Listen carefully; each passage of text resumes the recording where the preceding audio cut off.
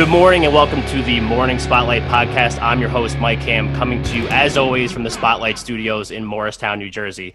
This is the biggest panel we've ever had on a Morning Spotlight episode. Granted, it's one more than we normally have, but it's a great group. We're going to meet them. We're going to discuss what topic we're going to get into, and then we'll get going. So first up, she is a business development executive at BuildPro Construction Services, Nicole Cruz. Nicole, welcome. Hi, how are you? Thank you for having me. Absolutely. Thanks for coming on. Next up, he's a repeat guest. He's an Air Force veteran, and he is a business development manager at BE Furniture, Brent Kozlowski. Brent, welcome. Thank you, Mike. Good to be back. Good to have you back. Always good to have you on. Next up, he is a marketing director at ENV Architects, Dan Grant. Dan, welcome. Hey, thanks for having me on. Absolutely. And last but not least, he's a commercial real estate broker at Newmark, Knight Frank, Trevor Patterson. Trevor, welcome. Thanks so much, Mike. Great to be here. Absolutely. All right. So just to give everybody that's listening to this episode a little bit of context before we get into the stuff that we're going to talk about, we're going to go around the horn and we're going to have each of you give like a 60-second snapshot on what your company does and what you do at that company. So 60 seconds. I got the timer here. I'm going to be timing you. Dan, we're going to start with you. Just get you out of the way right out of the gate. So go for it. Hey, everybody. So my name is Dan. I work with ENV. We're a commercial architecture firm. We specialize in food service, residential, office environments, any sort of anything within the real estate market. We sort of handle helping to guide clients on their buildings and helping to guide them in just making sure that they can make the most informed decisions and get the most for their investments for the most part. Awesome. Well done. Nicole, you're up next. Hey guys, how are you? So I work for a company called BuildPro Construction Services, as well as Captiva Development. We're a full-service real estate development company and construction company. We specialize in ground-up construction, specifically multifamily, mixed-use, and commercial. Awesome. Brent. Brent Kozlowski from Business Environments. I'm the business development manager there. We're a full-service office furniture dealer with a 10,000 square foot showroom located in Parsippany, New Jersey. We're MWBE certified. We're also New Jersey, New York State certified, which allows us to work with government entities. We also work within the private sector as well. We have about 200 strategic relationships to fit out a space. So we're here to essentially assist our customers with any commercial fit out needs. Awesome. And wrap us up, Trevor. I'm Trevor Patterson with Newmark, Knight Frank. NKF is one of the largest commercial real estate firms in the world. We only do commercial. I personally focus on both office and industrial product, and I've been doing this for about 20 years now. Awesome. That was great. Well done. Short and sweet. Now we're ready to go. So Trevor, we're going to start with you on our first question. So we're going to take like a kind of like a high level view at different parts of the commercial real estate world. We're going to start with offices. So give us some ideas on like what you're seeing in the office industry right now. So we've been seeing a lot of people trying to figure out what is happening. COVID has really upended everything. We're in unforeseen times. After the beginning of the shutdown started, people kind of hunkered down, held tight, waited for things to go. As it extended, the uncertainty of what's coming has really dominated the market. People are looking to hold tight. We're seeing a lot of people doing shorter term renewals versus typical transactions, and waiting to see when this is going to end. When is a vaccine going to come out? When is a cure going to come out? It's just a lot of uncertainty. I mean, I'm going to keep using the word uncertainty moving forward. Right. Yeah, absolutely. So kind of like what kind of trends do you see us moving into? Obviously, there is a lot of uncertainty, but kind of like give us some thoughts on where you see us moving as we progress here. Sure. So there's been a lot of fluctuation with product type in the office market, where people have been sitting, where people have been fitting things out. Those of you that do work in an office environment have probably seen over the last 15 to 20 years the concept of opening up floor plans, lower cubicle partitions, open space, the lowering of private offices, and really looking to have people collaborate face-to-face more and more and more. What we're seeing now, the first trend was people putting up plexiglass, temporary fixes, having people be in the office and have some level of separation. As we're now moving forward, We're seeing a trend going back to what I would call the 90s into the early 2000s, where you saw workstations with higher cubicle partitions, perimeter offices, people looking for more privacy as they worked. And now we're starting to see, with the progression of where COVID is, are people going to be working from home? Are people going to be transitioning between home and office? How much square footage does each person need? Are those workstations going to be more separated out? Are they going to have higher workstation walls? Are they going to have more private offices? Are they going to have private offices that are built out of furniture so they can have flexibility with raising, lowering, reconfiguring? Again, that level of uncertainty moving into the future between how many people are going to be working at home, how many people are going to be coming into the office, and how much space does each person need while they're in the office. Right. Does that address the question you were asking? Oh, absolutely. Yeah, definitely. So, Brent, let's bring you in on this one, because Trevor was just talking about different aspects of what the office is going to look like. And obviously, you are someone that would help fit out that office with furniture and different things. So take us through some, I mean, I know you did an episode with us on the office, the way the office is going to look already, but just give us some stuff that you're seeing now, because that was a few weeks ago that we did that. No worries at all. So basically, what Trevor said is true. We're, instead of doing 42-inch high panels, we're going 50 with a 7.5-inch glass stacker on top of that. We're seeing the 6x5 workstation extend to 6x7, which literally a customer last week walked in our space, said, wow, you know, that extra foot actually makes a difference when you're distancing yourself during this time. So they're not dramatic changes. To also touch upon the fact that, you know, we don't know how people are going to work in the future. Given the circumstances right now, you know, we could see people reducing their footprint in the workspace and having their staff work part-time at home, 2 days at home. So we're preparing the workspace with touchdown stations, other areas that allow for you to pop in, set your laptop down, do some work, and then jump out of there if need be. So, you know, we're going to see a modification towards more of the higher panels and, you know, at least potentially a smaller space to work out of, because you can have staff that can work remote, you know, because of technology. Right. Yeah. From a development standpoint, Nicole, what are some things that you're seeing? So our development projects that specifically focus on ground up office space, they were originally put on hold and they are moving forward. They weren't put on hold because the developers decided that they didn't want to develop the projects. They were put on hold, as Trevor and Brent mentioned, and you previously mentioned, the uncertainty of what's going to happen. We are seeing, you know, our developer clients, as well as us ourselves, start to work closely with the architects to make sure we're redesigning the space in a manner where, kind of like the office I'm in now, so each person has an individual office space. There's not, you know, shared space amongst, you know, different colleagues, which is nice. So throughout the pandemic, I actually came to the office every day because I was naturally socially distanced. I didn't have to share workspace with anyone. So on the development side, we are seeing, you know, our ground up development projects moving forward. But I think Class A product for new development is going to be, you know, slowly decreasing. I don't know, Trevor, if you agree, but I don't see Class A new development moving forward as dramatically as it used to. Agreed. Sweet. So Dan, from an architectural standpoint, since you do work at an architectural firm, so hopefully you can talk about it. Let's talk about how, like, the implementation of some of these things from an office standpoint. Absolutely. So obviously all the points that were just raised are, you know, spot on when it's coming to put it all together and bring it into one contiguous space. The best way that, you know, to go about implementing it is to take a holistic approach, and is what we always recommend to our clients. Is at the end of the day, yes, we have the virus right now, but we don't, you know, with that uncertainty, you're designing a space and it's not, we designed the space this year and it's done, and then you're going to redo it again next year. It's usually we're designing a space, you know, anywhere from 5 to 10 years. One of the sectors that we actually work in, I didn't mention as well, is education. And from the education sector, we're starting to learn a lot of lessons as, you know, we start to see a 25% student ratio going back in, or we're seeing how teachers are, you know, adapting to this, the plexiglass walls going up, plexiglass desks, and just how that sort of flow is working within the environment.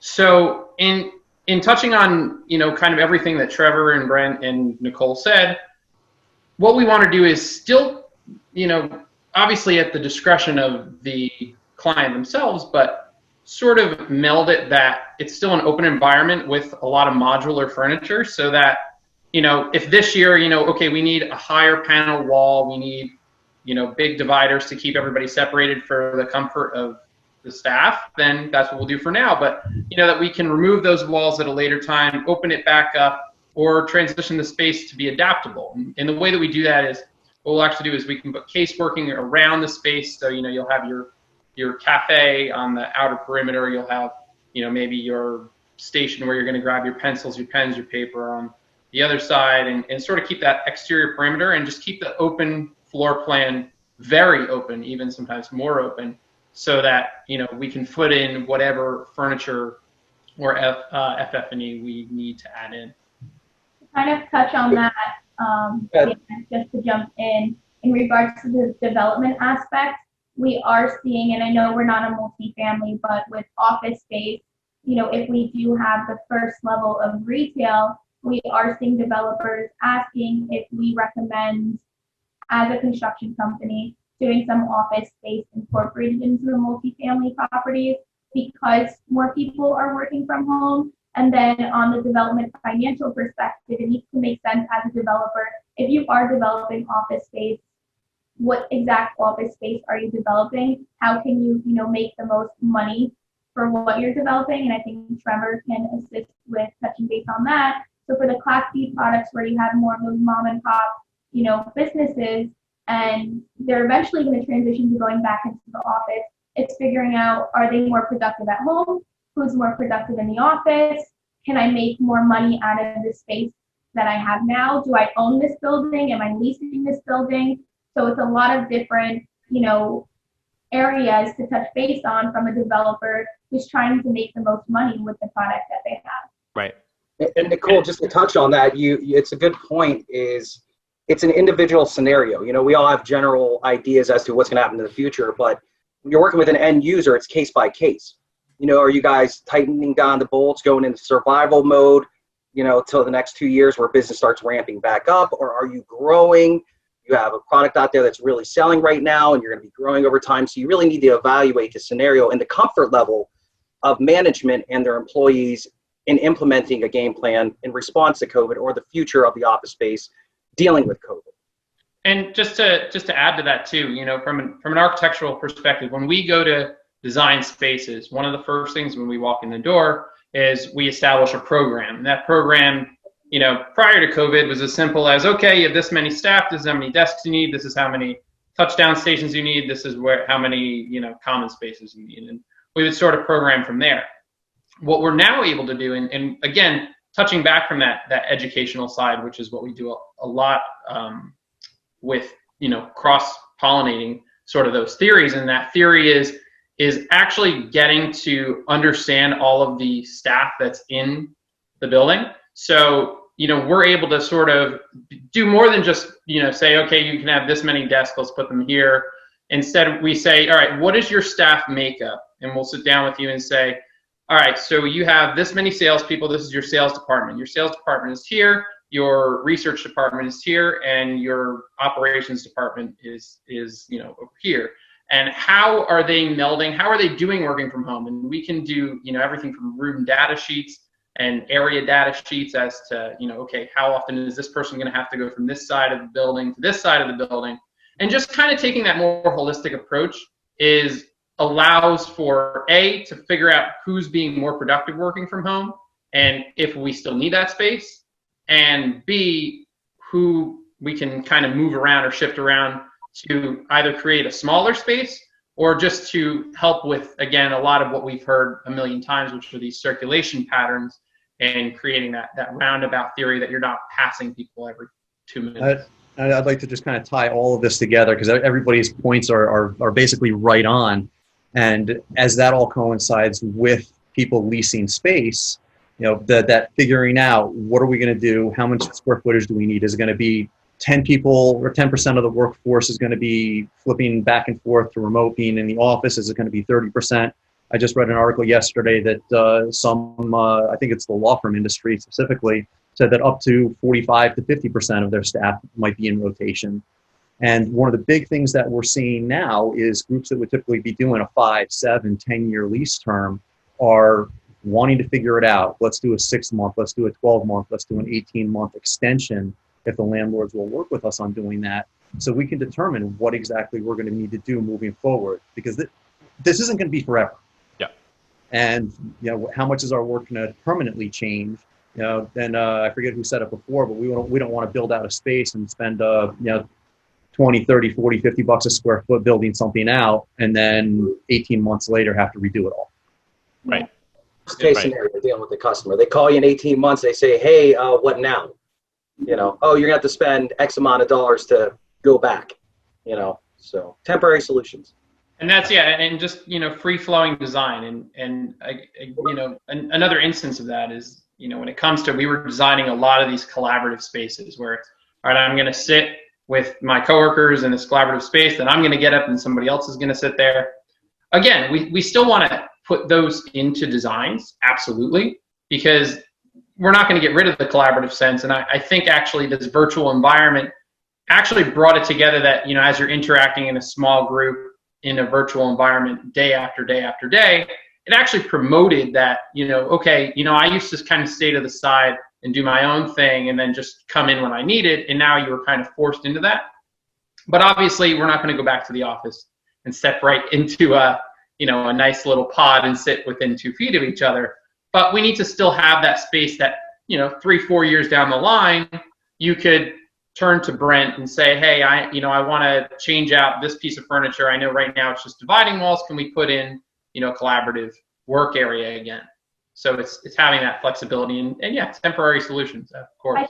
I think just to bring it all together, and I don't think it's something we touched on here, but I know Brent and I have touched on this as I recently visited Brent's beautiful showroom for office space. I do think that developers as well as company owners are going to start looking into having a space that they're able to make more family oriented.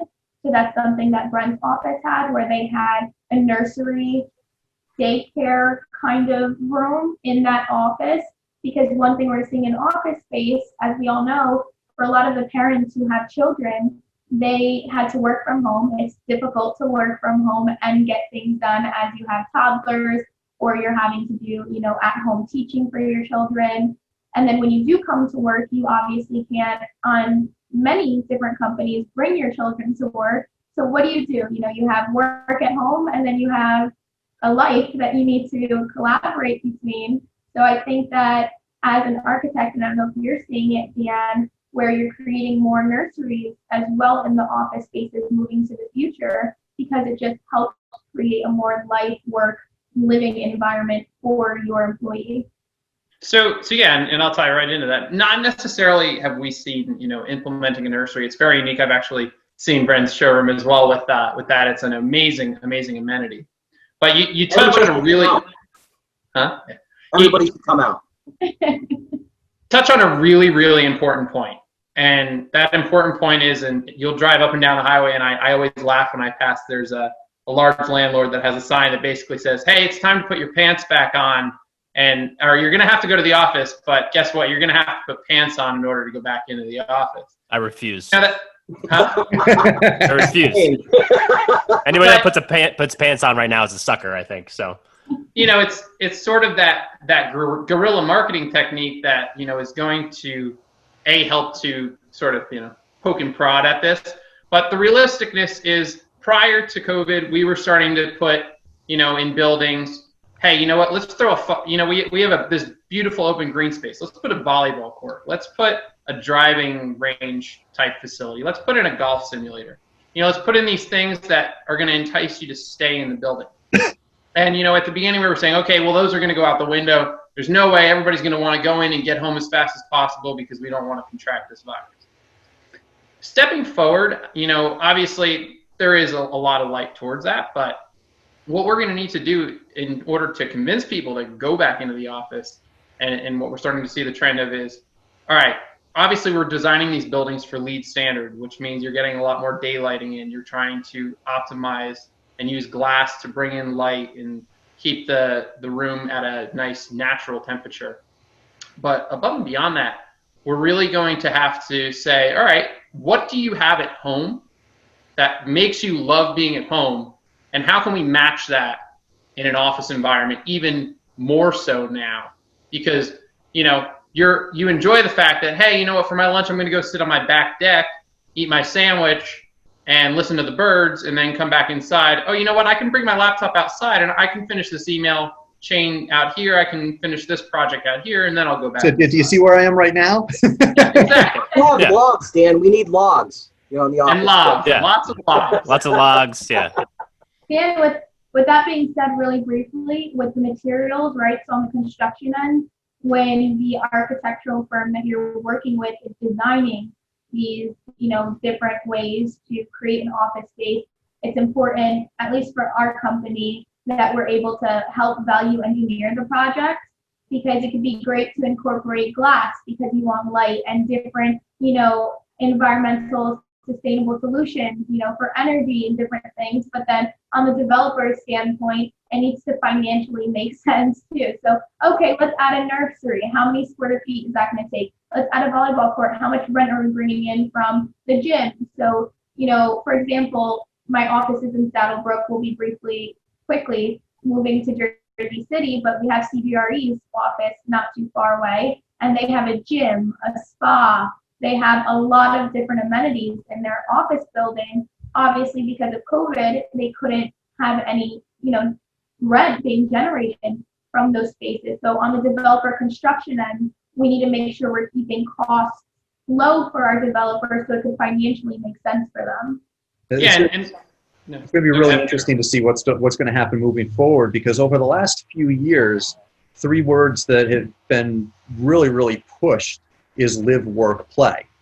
And you know, it started out geared more towards the millennial generation. Sorry, Nicole. Where it's, you know, Also a millennial. and Also Mike. I'm an old one. Where is it? Yeah, you guys are on the atypical side, but you know, you hear the jokes. Am I going to come in at 10 and work until 7? Am I going to come in at noon and work until 8? Am I going to come in at 7 and work until 3 or 4? And so it's, you know, when can we come in and try to make that as flexible as possible? Are you going to eat breakfast? Are you going to eat lunch? Are you going to eat dinner? Are you going to go work out? Do you want to go play volleyball or basketball after work? Do you want to be close to a movie theater, or maybe even have a movie theater in the office? You know, how is all of that going to accommodate all of those tenants? And right now, you know, even down to the game room, you know, things are all put on pause. There's yellow tape. Doors are closed. You know, get in the office, do your work, and get home is now what's happening for the people that are going to the office. Right. Yep. And just to add to that too, you know, and that's what I was saying, you know, some of those volleyball areas and sort of in some of those very high touch point areas like a game room, but, you know, changing that into some more simplistic things. You know, we look at these office buildings, obviously you have a building which is a box, and hopefully your office, you know, has at least a 180-degree viewpoint. It's, you know, looking at, okay, how do we move these desks so that they're closer to a window so that, you know, you're getting fresh air into your environment, because that's the biggest key to this virus is how do we get fresh air into the environment? And so that's also going to provide you that, oh, you know what, I can see a tree. I feel better that, you know, like I can see nature. I feel like I'm outside, but I'm in my office building. So it's kind of simple stuff like that, and just providing that, you know, okay, we had that volleyball court out there, which was on a beach surface area. Hey, why don't we put like a couple beach chairs out there, or a couple, you know, fun tables to make it, you know, an inviting environment that I can grab my laptop, walk out of my office building and go sit down there, still distance, but sit down there and enjoy the outside for a little bit. Right. I have a question, and I don't know who can answer this best, but someone was talking about how like some of these quick fixes that would make the office, you know, safer or whatever right now may not carry over into the future once we kind of push through this. But wouldn't there be a benefit, like now that we've seen something like this happen, which is something that we haven't seen happen since, you know, whenever, Spanish flu of like 1918, like, isn't it something where maybe a landlord or somebody that's developing one of these office spaces says, hey, like, my office setup, I'm going to set it up so that it's a pandemic proof office. You know, like we're never going back to the bench seating and everybody on top of each other or whatever. So wouldn't there be some kind of benefit from doing something like that? I think But it's based on individual need. I mean, we deal with COVID response solutions with a lot of our end users. Everything we have is temporary, but if you take those acrylic shields down, say COVID subsides, you find a cure for it, we're good. 10 years down the road, you don't know. You could take those acrylic shields, put them in the closet, something happens, the air purifier systems will be put into place, the signage, and you can pull them back out if needed. Or if you're looking for more of a permanent solution, yeah, you can go higher cubicles and maintain the safety distances and everything else. But it's going to be case by case is what I'm seeing. And then to add, go ahead, Nicole. I think this is even bigger than COVID. If I'm completely honest, I think this is moving forward to the future of dealing with who your employees are going to be as your company decides to grow. So I think it's two things. I think it's productivity and I think it's preference. I think now as a business owner, when you're looking to hire an employee who's coming into the industry, do they want to sit in a cramped, COVID's obviously important, but think about you're getting an employee, do they want to sit in a cramped space in the 21st century where there's, 15 other people? It's not like you're in a call center. If we're talking about real estate, for example, and we're all, out on the field or in the office, you want to be comfortable. You want to feel as though you can express yourself. You want it to be convenient. You want a live, work, play environment. And you can get that and look at a company you're going to. And that could be an employee breaker. As an employee, you can say, I'm going to choose this company over this company based on their community and how they have the setup of their office. So I think it's even bigger than COVID. Developers and owners have to start looking at themselves and saying, what type of environment and space do I want to give to my employee? And how long do I want that employee to stay with me? Because if your employees are happy with where they're at, they're going to stay with you. So I think that's another aspect. Dan, sorry, I know I cut you off. No, you're fine. Dan. He's cut people off already, so it's all good. Hey! This is how we do it, baby. Yeah. Just everybody talking over each other. It's just chaos. This show is chaos. But go ahead, Dan. I'm just kidding. No. So Mike, you bring up a really good point. And the point, obviously from a furniture perspective, for Brent, I'm sure you're walking into a space, the building has been there since 1970, 1960. We look at most of the, office assets in New Jersey. They're all from around that time, a little bit later, some newer assets. And, then I'm going to touch it back to Nicole's sector a little bit more on the multifamily residential side. Going to your question of, this could totally happen again. I need to design my space that it's, going to be totally friendly to it. How do we do that? And the way we do that in still an economical way is... Yeah. I would love to have a cocktail party in the hallway outside of Mike's apartment. That'd be fun. Brent, but that even applies to you, Brent, because I know when we went to go see your office space and your showroom, and correct me if I'm wrong, I don't even remember the name of the product you had, but it was that removable sliding door product where, let's say you didn't want it there and you needed to move your office space, it's easily moved to another office space. So you're not making permanent construction changes. It's actually interchangeable based on what you need at that moment. You're talking about demountable glass walls. Oh. So essentially, they're not a part of the building. They're a tax write-off for the customer. And on top of that, if you want to reconfigure, it's easily done with the setup that we have because nothing is drilled into the ground, ceiling. Basically, you can pull it down. It's pressure fit into the space. So, companies are looking in that direction now, saying we're going to modify. We're going to create, out of these larger private offices, some smaller ones, and put more people in there by themselves so you don't have two people in a room, giving you that comfort overall and the safety aspect of it as well.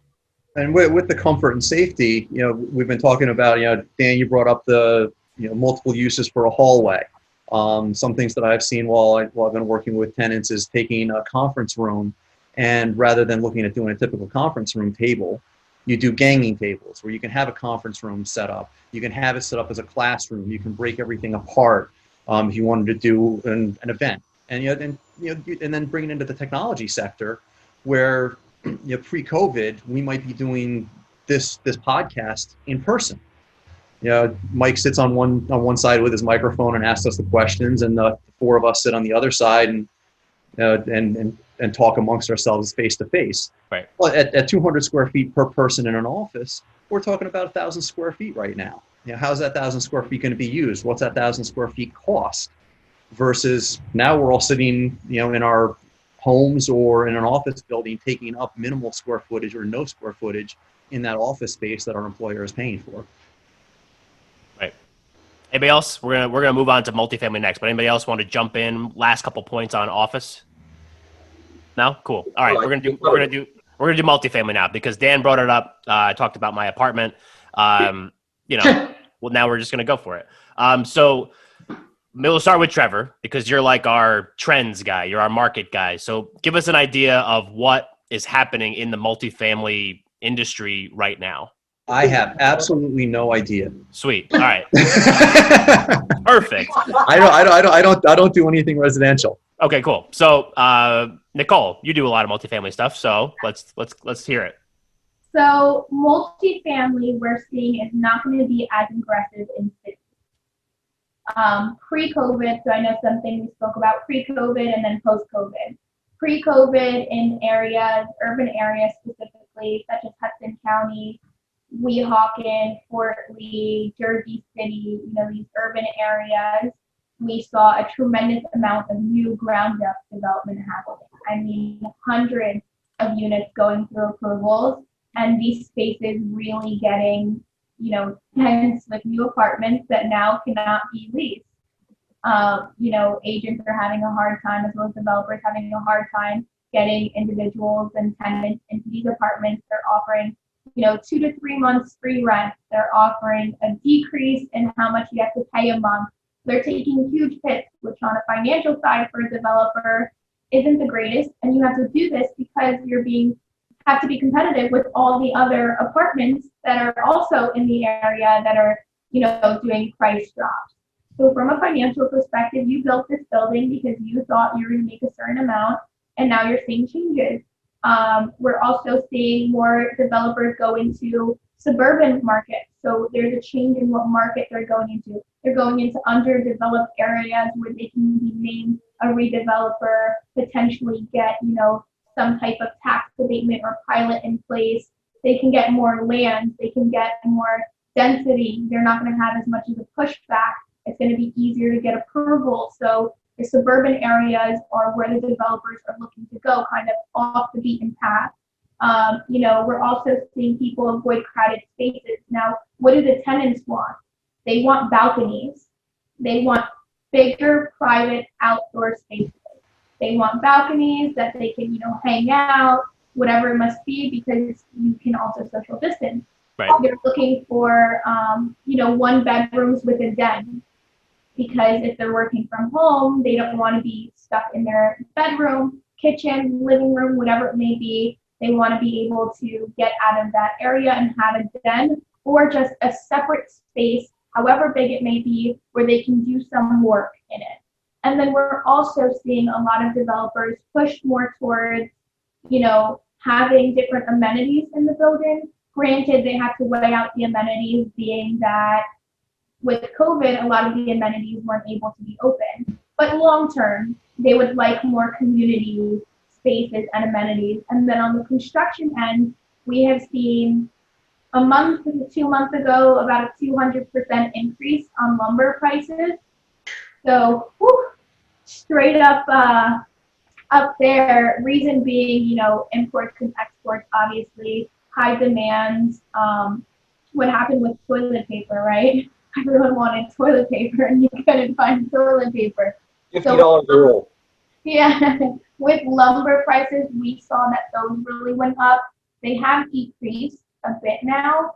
So if you had projects slated to start for another year, we will see lumber prices drop, hopefully. But they did increase. So developers had put their projects on hold, not because they didn't want to finish it, but because, again, like Trevor had said, a lot of circumstances that they can't predict, which is a lot more predictable if you're going into a non-urban area. If you're in these urban areas where it's crowded, you can't go anywhere without, if you're in Jersey City, you're walking, there's a bunch of people, they want different areas where they can go take their dog for a walk and not be around a bunch of people.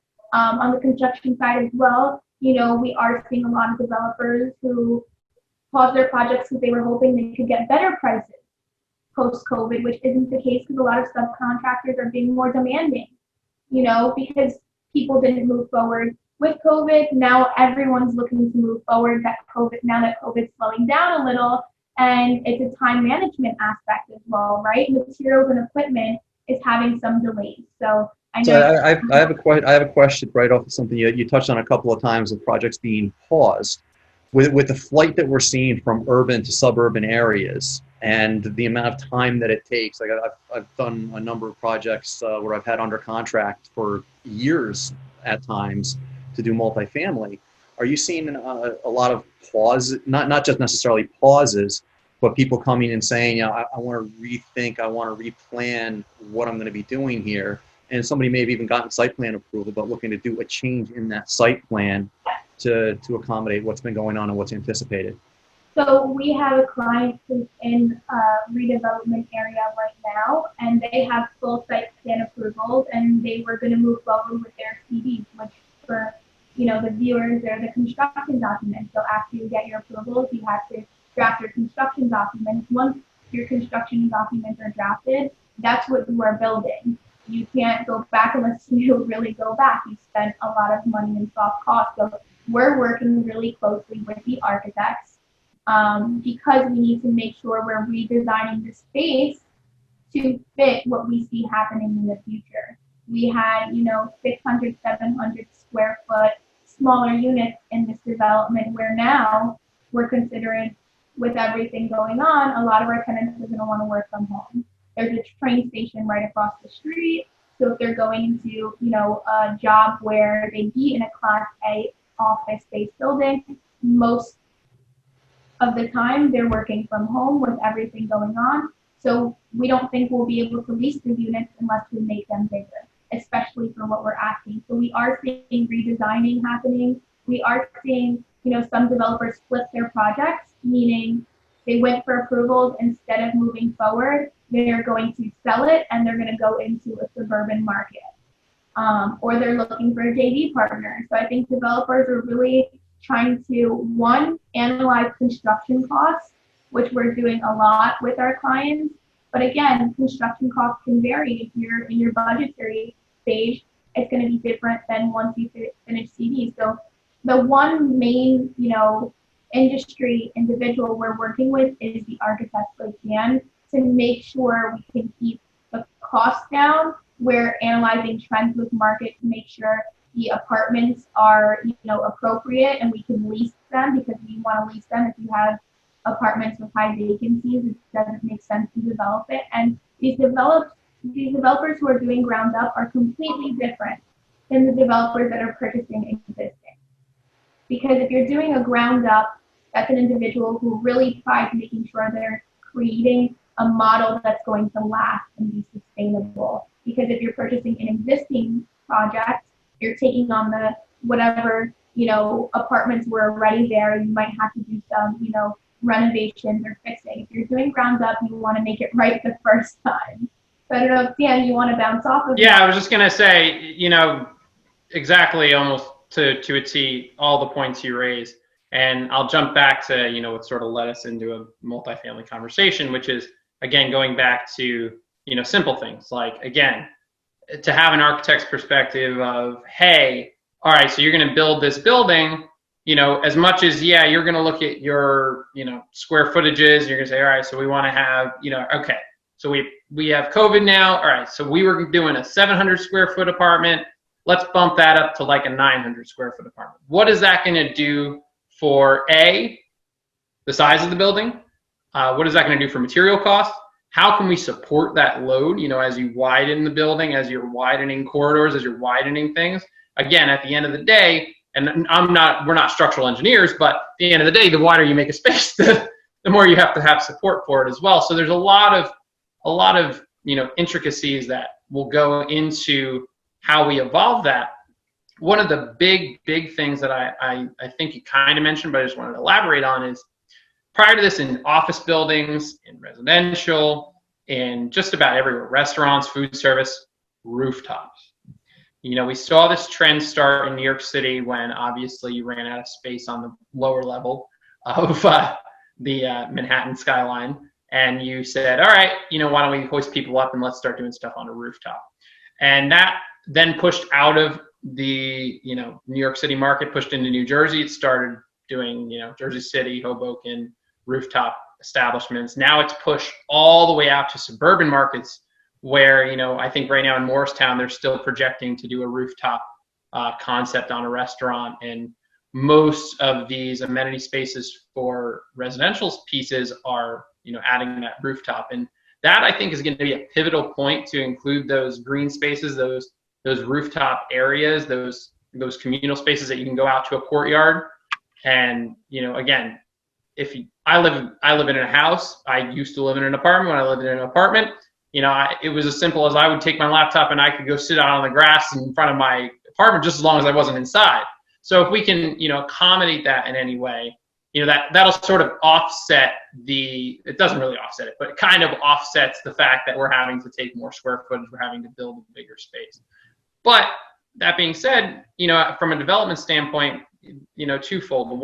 Onefold, when you're looking at a plot of land, we actually have some projects that, we'll take some pretty tight requirements where it'll be a small plot of land. We're going to go straight up with it. We're having to find solutions to put parking underground, above ground. There's no green space. Now, they're located next to places where there are green space, but I think we're going to see that sort of diminish a little bit. And I think that that's going to push out a little bit. And now, circling a little bit more to it all, I want to jump back to that live, work, play that Trevor mentioned. I think that is, it was a trend. It kind of was like, what are we going to do now? And I think that live, work, play is going to just, meld itself into a new interesting format that's just a little more spaced out.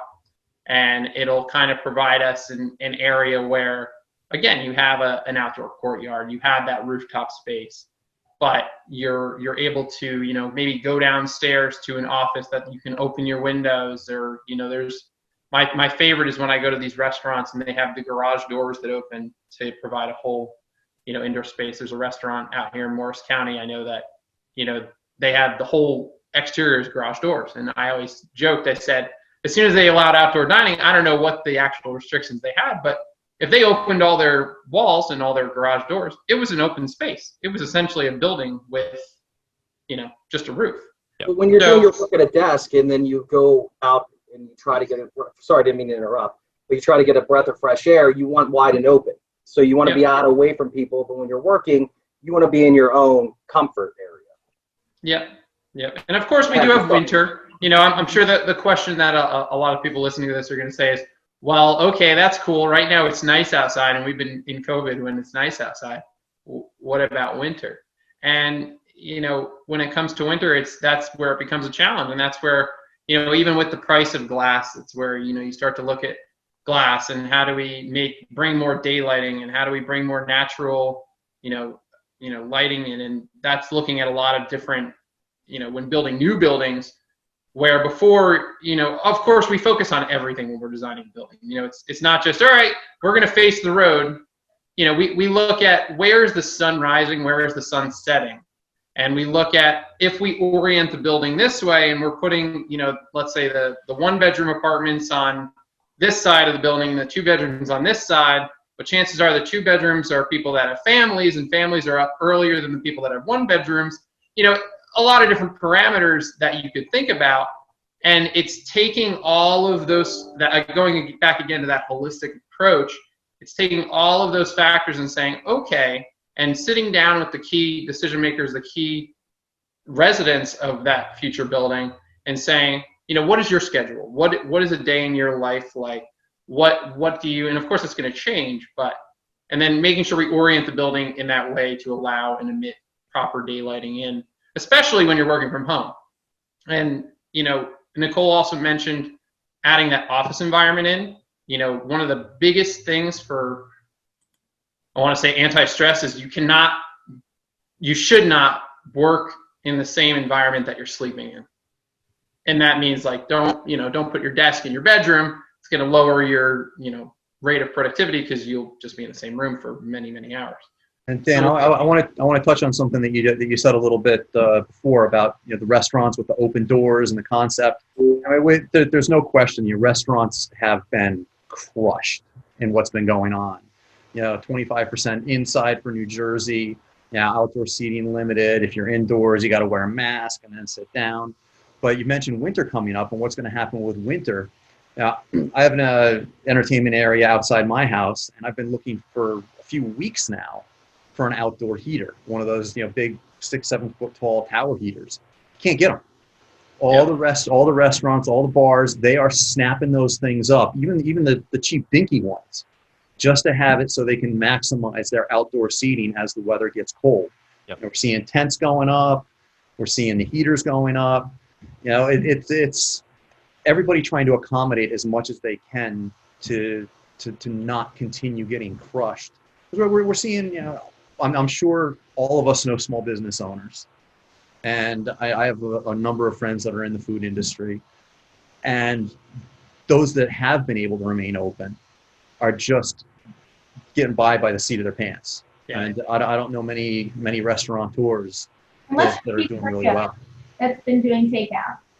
Takeouts. The pizzerias have been killing it. The actual, any place that you can do like pizza, that quick food, those have been doing well. But, not to cut you off, Trev, I have a family friend that owns multiple restaurants in Red Bank, and at first they didn't think they'd be able to keep their restaurants open. They said, before it was 25% indoor capacity, they said, it doesn't even make sense to do indoor because of the overhead. They said, we're not doing that. We have to hire our chefs. We have to keep them here all day. Then we have to get servers. How much do we have on staff? All of our employees left, and it's hard to get them back because they don't even know if they'll make good tips. In the city, I read about it, they increased prices for their food to make up for what they've lost. But, to touch back on multifamily really quickly, with the winter coming, it's going to be rough. Listen, I rent right now, and my gym in my apartment building didn't open until recently. So what's going to happen for those developers on the financial side? Who are they going to charge an amenity fee again? How are you going to charge a $500, $600 amenity fee like these developers normally charge for their leases when your amenities are not open? Sorry, Dan. No, go ahead.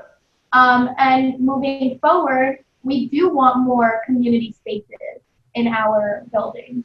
Not just with COVID. If you're looking long term, individuals who are looking to rent want, movie theaters. They want game rooms. They want different common spaces. They want outdoor, dog parks. They want a pool. They want a community center. They want all of these things, which are great. But with right now, with what's going on, it's deciding when are we going to be able to transition into that. And I'll just add, kind of tying both together again. You look at the residential, I mentioned the rooftops, I mentioned those sort of amenity spaces. And, again, when you look in a 5-10 year plan, you're building this building from the ground up. You need to think about, okay, we still need to have these. You can't just say, oh, we're not doing that. Because then it could come back. We don't know, but it could come back to bite you in the butt. But tying that back to the restaurant model, again, I mentioned in the beginning that we do a lot of food service. And one of the interesting ones that started prior to COVID and that has just gone full throttle. I don't know if you guys on the panel are all familiar with, they call them dark kitchens or ghost kitchens. Basically what they are is, you go on DoorDash, you go on whatever you're ordering from, or you just find a website of a restaurant, and there's no front of house. It's all back of house. They'll take an industrial, use case area. They'll fill it with, 5, 6, 7, 8, 9, sometimes 10 kitchens, and they will allow entrepreneurial restaurateurs, famous restaurateurs to go in there, create their food, and have it be shipped out. The thing that I don't think has been touched on that much in, cross-relating that is you have a dark kitchen, you have a ghost kitchen. Okay, we don't want to go sit inside. Okay, now it's the cold of winter, where am I going to eat my food? I'm tired. I've woken up in my apartment. I made myself breakfast. I've worked in my home all day. Now I'm finished working. Now I want to have dinner. I don't really want to sit in my apartment anymore. And especially, when you used to look forward to it, I'm going to go out and have a drink. So I think one of the things in talking about those amenity spaces is, I've seen, we can name some of the big names in residential real estate residential development, and you'll see they make these, sort of bar common space areas. And while right now those are high touch points, having that community feel that, the residents in your building, you can order your dinner from a dark kitchen. It's still allowing that, these restaurateurs, these entrepreneurs, they get to have a little less overhead on, the upfront cost of, I have to pay my rent, I have to pay my this, I have to do my this. And they still get to have that. And the one that I think is also an interesting point to that is, and I don't know if you guys know this, but a lot of times, sometimes restaurants are able to license themselves that they can allow other entities to utilize their kitchen. It's not, you're not going to go to whatever your favorite restaurant is in New York City, and that's probably what they're doing. But, commonly we've seen it done with bakeries. We've seen it done with, a lot of confectionery areas, and they will have other brands come in. So it's just really looking at everything from an innovative sense like that. And that's just one of the interesting things that we saw before COVID, and now we're going to see how it will cross meld. I think in the state of New Jersey, right, we have a unique situation where we're in the tri-state area. We're not too far from the city. If you're within an hour distance of the city, you're an attractive market for a developer.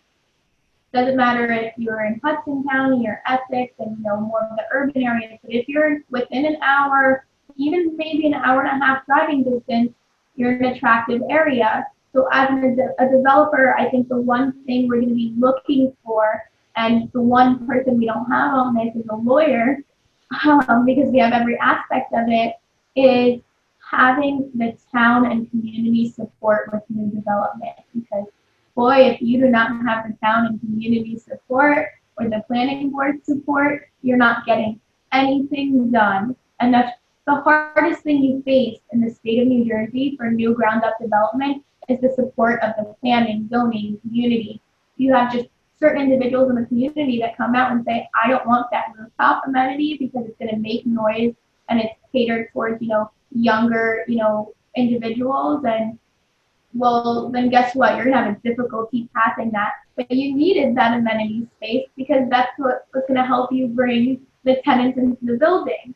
So it's going to be really important that we have individuals in the planning boards, in the communities that really understand, where we can educate so that they can understand why these different community spaces are important, especially as these developers move into the suburban markets rather than the urban.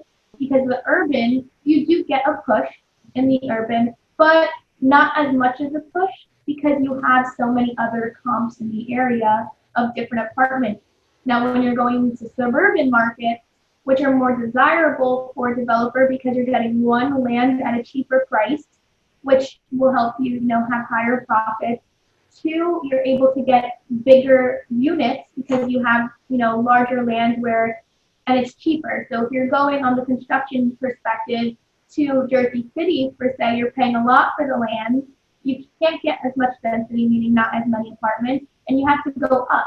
So the minute you go over 4 or 5 stories, you're going into steel, and now construction costs are going up. So financially, it doesn't make sense to build. And what can you get there? So the pro to moving to suburban markets as a developer is that you can stay in that stick build or wood frame build. You can get bigger apartments and increase rents, but how long is it going to take you to get approvals if you don't have a town that supports you, and a town that's going to say, I understand why you need these amenities because of COVID and the way our market's moving forward and what we need to do to support the individuals coming into this area. Specifically, I'll give it a direct example.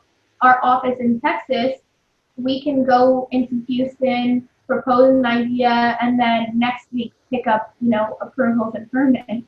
For New Jersey, you're going years potentially before you get approvals in, these southern areas where you see a lot of developers moving to the southern market. Like Arizona, we're seeing a lot of individuals move there. We're seeing Texas. We have an office in Houston. So different markets there, it's easier to develop and it's cheaper.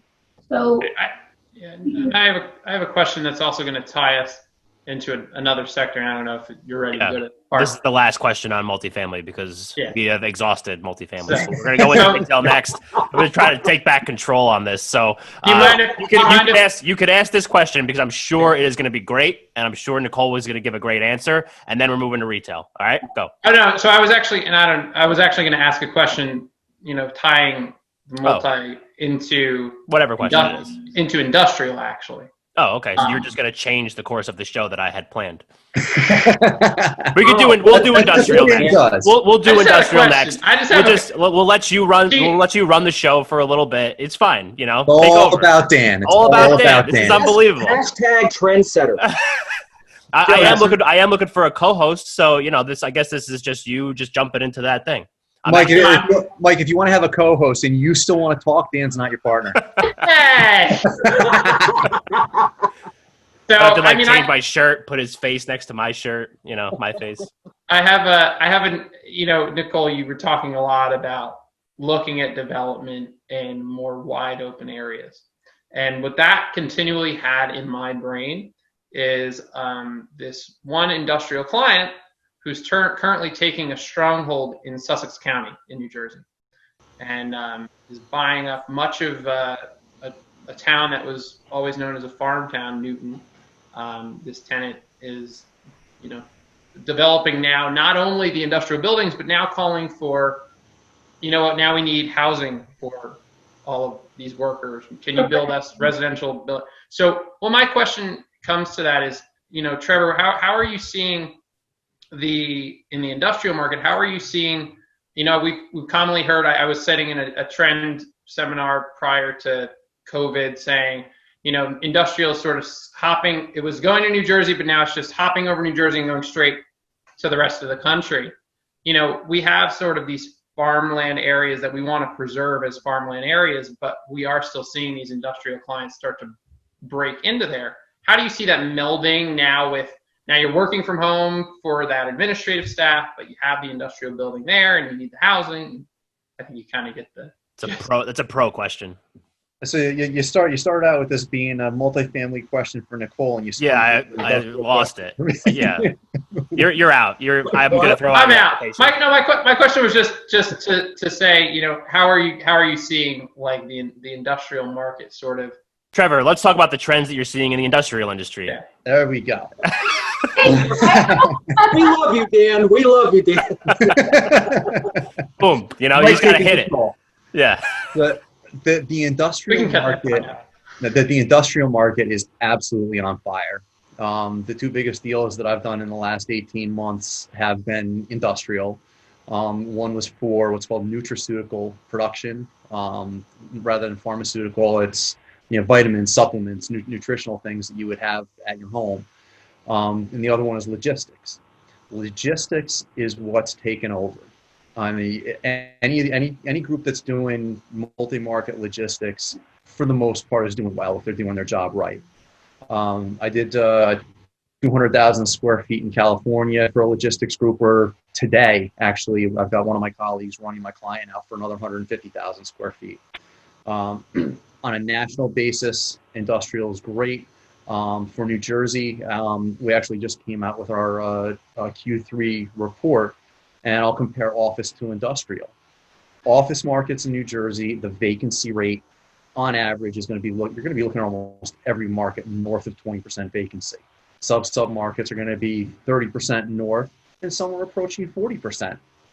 Conversely, the industrial market, most of the submarkets in New Jersey are at or below, I'd say, a 5% mark. The busier markets, you're below 1% vacant. One of the names that you're going to recognize that's really, really taken over is Amazon. I think it was last year, there were 22 buildings. Let's round it up, say 25 buildings that had 200,000 square feet or more available, as well as spec production. And Amazon had proposals out on almost every single one of them. You know, they've completely dominated the market. And then to bring it back to retail even, in Morris County, there's a big box retailer that closed their doors, and Amazon took the retail space for their last mile fulfillment. Yep. So we're seeing a lot of the conversion now from retail into short-term industrial. There's, I think it's now 10 million square feet of proposed industrial development within the next few years, just in New Jersey. In the last 24 months, we've seen industrial rates go up 30, 40, 50, 100%, depending on the market and the product type. You know, older buildings, you know, how much is it going to cost to raise the roof and get more cubic footage versus square footage compared to, do we just knock the building down and rebuild it? So that the industrial market is really, really taken over as far as where the activity is. You know, you're seeing sublet space coming up for office space. I've never seen, you know, going through my emails every day, you know, this space for sublet, this space for sublet, this space for sublet, yeah. And companies are looking for that, going back to the, you know, uncertainty, 12, 24 months out into the future. Well, hey, if my lease is coming up and I don't know what's going on, do I renew my lease now? If my landlord's not going to allow me to do a short-term extension with ridiculous rates moving forward, maybe it does make more sense to find one of these sublet spaces, whether it's 2,000 square feet or 200,000 square feet of office space that I can take for the next 2, 3, maybe 4 years until I know where my business is going. Landlords are in business to make money. Tenants are in business to run a business and make money. We're all doing this to make money. Unfortunately, altruism doesn't pay the bills. So what can I do to maximize my profitability in a market that is so tumultuous, with so many unknowns moving forward, with so many terrible things that have happened over the last 6, 7 months, whether it's a death of a person, death of a business, death of a concept. I mean, we've seen so much negativity, so much fear, and it's positive to be able to look out there through, I don't want to say, rose-colored glasses or something with a negative trend, to say, this is the fact. And the fact is the industrial market is on fire. The industrial market is really driving what we're going to be doing moving forward. And it's a real glimmer of hope and glimmer of success in an overshadowed negative world that we've been living in for the last 6, 7 months. Quick question. Yeah. A lot of industrial spaces need. Go ahead, Brent. That's true. Yeah. We had one of our first ever episodes for the Morning Spotlight podcast version was on the industrial market. So we had Chris Murphy, Mitch Kay, and Carl Iacono on here talking about the industrial market. And basically it was like a 40-minute, 40-minute episode of just us talking about how awesome industrial in New Jersey was. So that's why I was curious to see how Trevor was going to answer Dan's question, because Dan made it seem as though it wasn't doing all that great here in New Jersey. I don't know if that was what you were saying when you were asking. No. I was just saying. I know in the beginning we were hearing that it was so hot in New Jersey, and it's so much of a demand that people are having to skip over New Jersey because they're running out of space. Oh, I gotcha. Which I know, because every meeting prior to COVID that I would go to, and there was I was sitting down with somebody, it was oh yeah, we're way past exit 8A, we're way past that, we're in the Pine Barrens now. It's just keeping going south, and it used to be like, oh yeah, there's still some space there, and then you have big landlords like Prologis that just own everything. Yeah. Touch based on Michael, your statement on the industrial, Trevor and Dan, from the development perspective, majority of people in the industrial space have been looking for areas close to, transit, as well as, the ports and all of the other, places that are really attractive. However, on the development perspective, we have seen more people move down south. I have a handful of projects in the Howell area that are industrial projects. I don't know if Trevor, you want to speak to that, but Howell seems to be, picking up on industrial with the land that they have there. And we are seeing a lot of storage as well come forward. So storage is an interesting market to speak of. It's a little bit different. I know we didn't touch on it, but we are seeing developers go into storage as well as the industrial pushing more down south. And that's kind of going back to Trevor, what I was saying before with that tenant in Sussex County is, as now, okay, you were in a headquarters building for a company that was based in New York City, and you're taking whatever 100,000 square feet in the city, and then you have your industrial manufacturing facility in southern New Jersey. You now have your staff, maybe some of them are in Westchester, whatever, and the rest of them are in New Jersey. What I was more saying is you're seeing now these ecosystems where you're putting the residential developers, I believe, Nicole, correct me where I'm wrong, but I believe are starting to look at, okay, look, this industrial client is going to be moving into New Jersey. They're going to be taking this much of a stronghold. It's going to create this many new workers in this area. We need to, buy up a piece of land. Being for that specific and what exactly Dan's talking about, and we can touch on as developers in, the area of Newton and that industrial space that's going to be expanding and the tenant that's going to be going there, which I'm sure many of us know who that is. A lot of their employees are from out of state and do travel, and there's really no hotel space there. And there's no developers who are looking to build hotel space there. So they're looking for corporate housing. So we actually have a development that is under approvals right now in Newton under Captiva, which I also work and represent, where we develop our own projects. But we do see corporate housing, and it makes sense as a developer when you can partner with a company that has the need for housing in the area, because there isn't as much residential, apartments to support that, or townhomes or condos or whatever it may be. Right. I had to bring it back to multifamily. Yeah, because you're just all over the map with this episode. It's unbelievable. We're on multifamily, then we're going to restaurants, then we're going to retail. But I want to go to retail. This is why I can't be a host. No, we're going to the moon after this. There's going to be a train. Who knows? Yeah, we're not even talking about. By the end of this episode, we're not even be talking about real estate. So it's just going to be a wash anyway. Wait, so I have one more question, Trevor. I know we were talking about this earlier. You're seeing these big box retailers, Sears, JCPenney, whoever you want to name. Massive retail warehouse. I'll call them warehouses. They're stores right now, but are you seeing a lot of those sort of spaces be turned into warehouse spaces, like a big JCPenney's, a big Sears? There's a lot of discussion for temporarily doing that. A retail setup is not necessarily a great warehouse. It's not a great industrial space. You're typically looking in a high traffic area. There's, the burbs or an urban area is going to be right around them. And one of the first things that's going to occur when this is actually, there's a industrial building on Centennial Ave in Piscataway.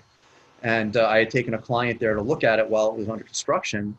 And the landlord rep said to us, one of the things that is one of the rules here is you cannot have diesel trucks running before 7 a.m. The houses in the back, that had to go into it, and if you're going to be here, you can't have your trucks running early in the morning. And my client said, "Thanks, we started our runs earlier than that. See you guys later." So that becomes one issue. One of the things by me when Toys R Us closed, if you guys have gone to the Rockaway Mall, the former Toys R Us space is now a pop-up Halloween store for Party City. Right. So, actually, I think Party City might be doing longer term plans there. But you're seeing pop-up Halloween stores and vacant spaces right now. We typically see that this time of the year anyway. Yeah. But the groups that are doing better are utilizing the spaces that they can, and a lot of them, because the landlords are hearing, we need to defer our rent. Can you give us a break? We're going to have to close down. So if a tenant does close down, the landlord's not getting any rent. Some is better than none. So if he's able to do a short-term hold on it and put somebody in there on a short-term for a lesser amount, it's better than nothing. Yeah. Are we on retail right now? Yeah. Well, this is what we call a segue. So this is a good segue into retail. So now we will segue into retail now that we're talking about it. So let's just talk about retail trends, because we were talking about, like, Dan had mentioned, some of the stuff going on here in Morristown with some of the restaurants. And, I walk through town all the time because my apartment is here and the Spotlight Studios, which may or may not be also in my apartment, is here. So when I go through town, like, I'm just curious, when we're talking about big box retailers, but we can go from, JCPenney, Sears, all these guys, all the way down to, like, the Just Jersey store here in Morristown. That's like, how is that business staying in business? Because it's just like this tiny little shop, like they sell, like, niche items. They're right on South Street. I mean, how is she keeping this thing going? But she's still open. So, Trevor, can you talk about the trends a little bit in retail? So retail, again, as a whole, we all know. B&M stores, B&M brick and mortar stores they're taking a beating. For overall, there are some outliers out there, but overall they've been taking a beating. I brought one of my directors of retail with me on a meeting to meet with a prospective client about selling his business because it's been doing well, and he wants to use his last few years of success as a basis to drive his asking price higher. And he said something that was really, really interesting and thought-provoking with the urban flight that we're seeing. New York has never seen so many people moving out and going into the New Jersey burbs. And he goes, I've never seen, and this is the owner of the business talking, he goes, I've never seen this many New York plates this far west in New Jersey. And he goes, and I love it. And I said, well, what about it do you love? He goes, every single one of those new plates that I see is a new customer. Everybody around here that's been here for more than a few months starts to develop habits and patterns. And if you're going to go out for takeout, if you're going to go to restaurant A, if you want to do sit down inside, you're going to go to restaurant B. If you want to do sit down outside, you're going to go to restaurant C. If you're going to go to buy, ABC goods at whatever store, you develop those routes.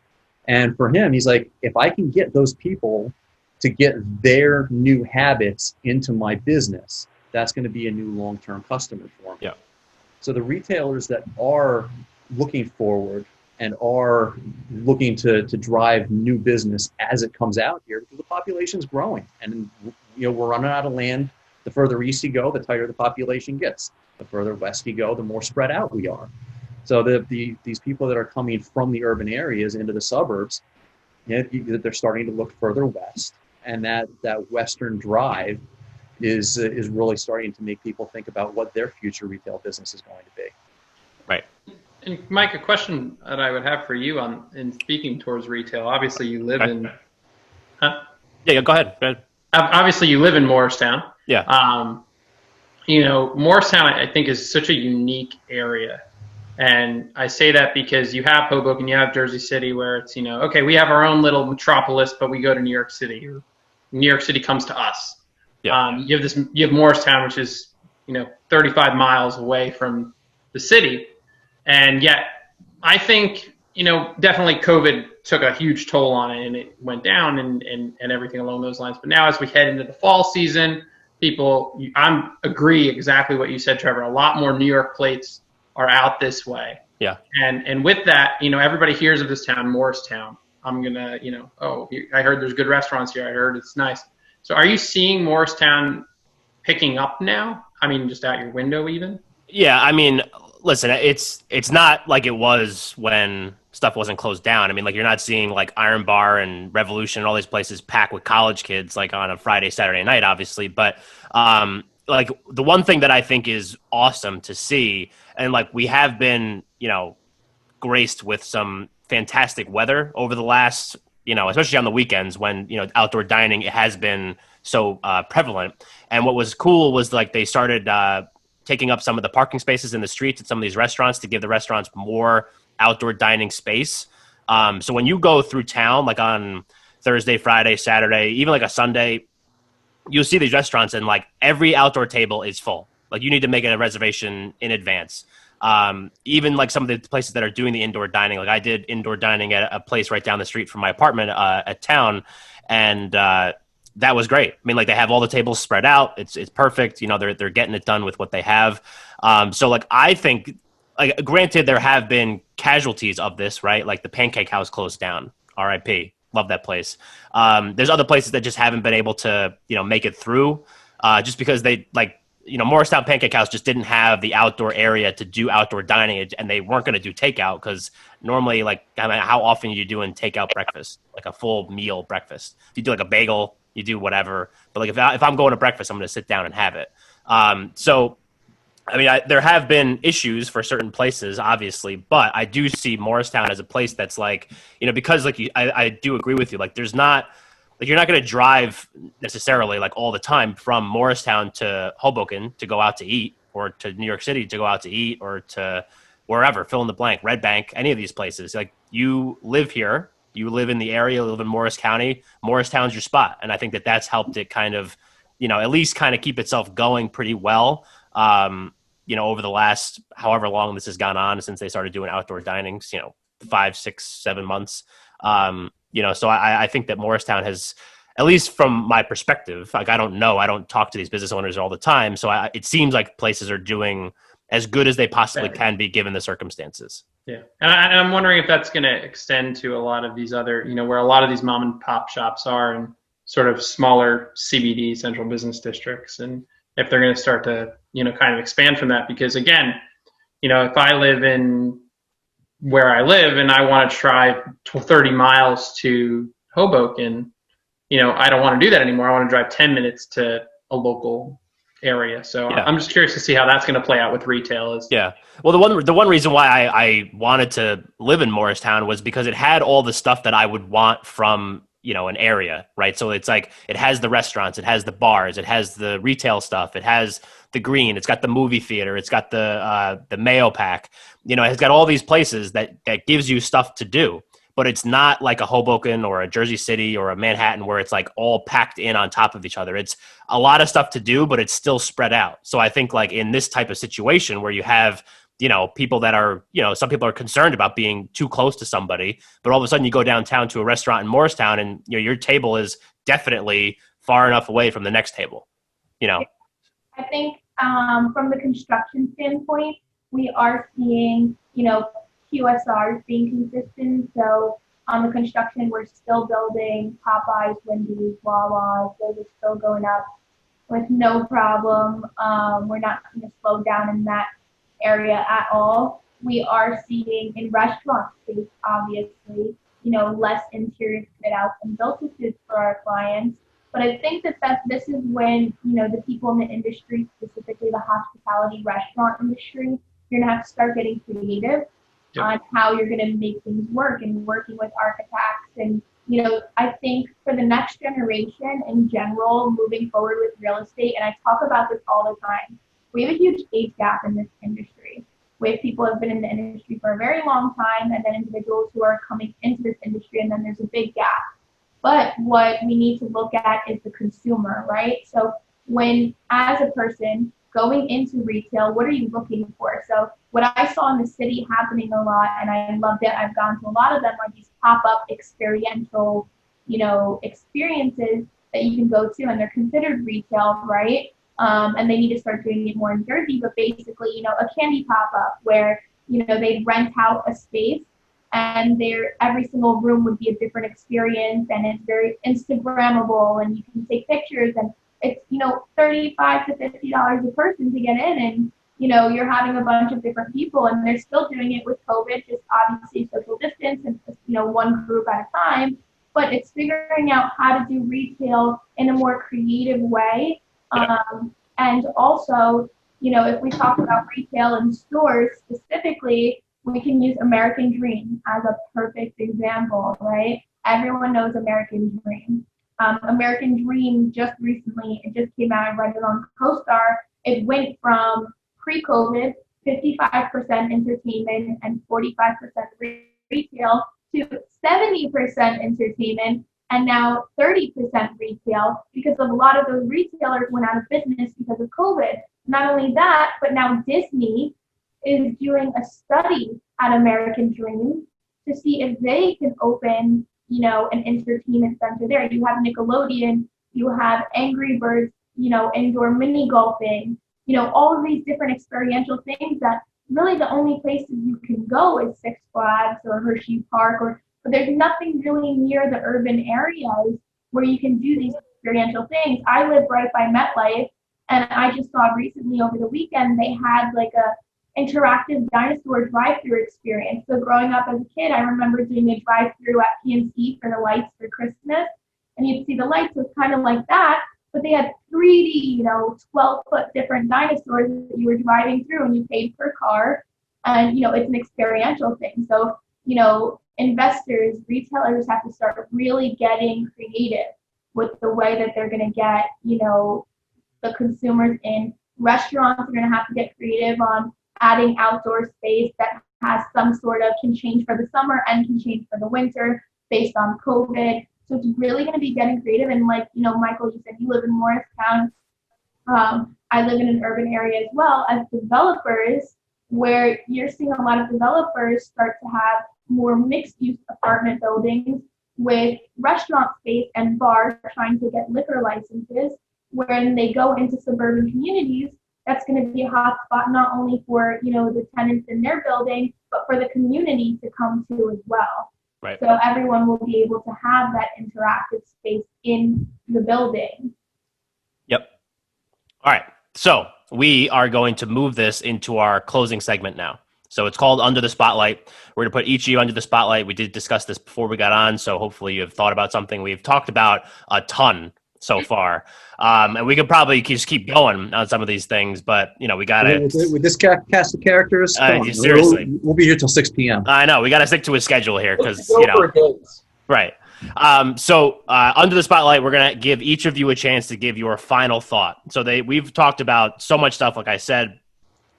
People that have actually made it to the end of this episode with Dan, Nicole, Brent, and Trevor, what is one thing that you want them to walk away from this episode with? It could be a prediction. It could be something that, I don't care what it is. Your last point, the last thing that you're going to say, Dan, last thing you're going to say.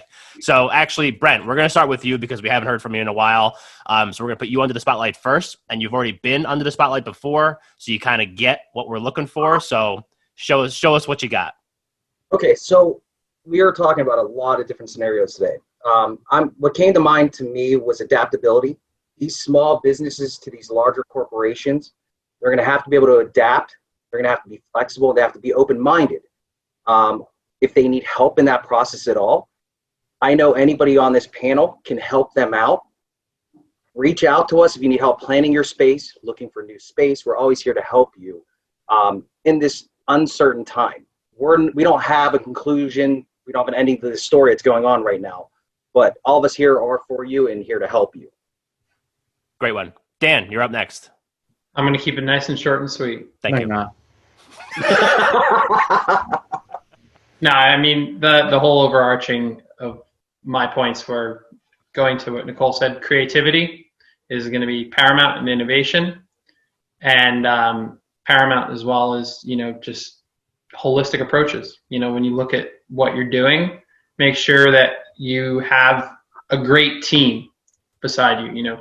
Trevor with Newmark, Brent with BE, and Nicole with Captiva. Having and surrounding yourself at the beginning of whatever decision you're going to make, and having that team to throw ideas off of, at the end of the day, is going to have a paramount, sort of expedited answer to solve problems, baby. Yeah, we solve problems. So right. That's my thing. Involve as many people as you can to get as many ideas as possible. I like this. So far, this is nice and warm and fuzzy, and you guys are all, giving each other props. I like that. So Nicole, we're gonna you're have up the Friends next. theme song next. Yeah, right. Selling. Nicole, you're up next. What do you got? I think I want to say thank you for having me. Two, I hope everyone that's watching this is safe and healthy with the current pandemic and, unfortunate situation we're facing, because it is a difficult time for many. We're all lucky to be employed right now and hopefully all healthy. And then the last thing I would say, and touch base, which Dan stole it from me, was being creative is going to be key, and outward thinking, working with individuals, again, who are willing to step outside of their comfort zone, challenge themselves, and seek consistent and constant growth.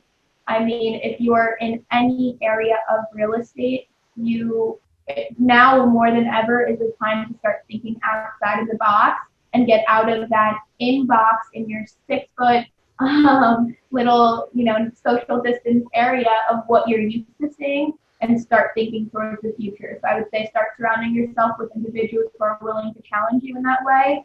And, let's get some projects done. Absolutely. Trevor, let's put a bow on this thing. Wrap us up. All right, and then it's funny because we knew that the spotlight question was coming, but none of us talked about it.